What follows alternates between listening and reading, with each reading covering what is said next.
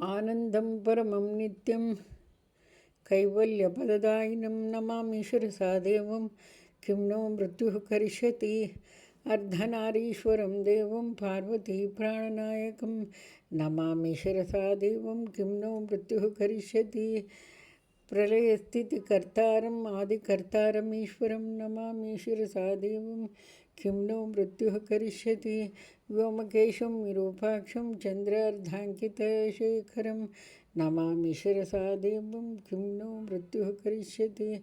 गङ्गाधरं शशिधरं शङ्करं शिरसा शङ्करं शूलपाणिनं नमामि शिरसा देवं किं नो मृत्युः करिष्यति। स्वर्गापवर्गदातारं सृष्टिस्थित्यन्तकारिणं नमामि शिरसा देवं किं नो मृत्युः करिष्यति। कल्पायुर्देहि मे नित्यं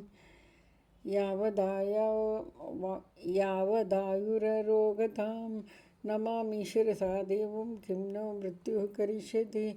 शिवेशानं महादेवं वामदेवं सदाशिवं नमामि शिरसा देवं किं नो मृत्युः करिष्यति।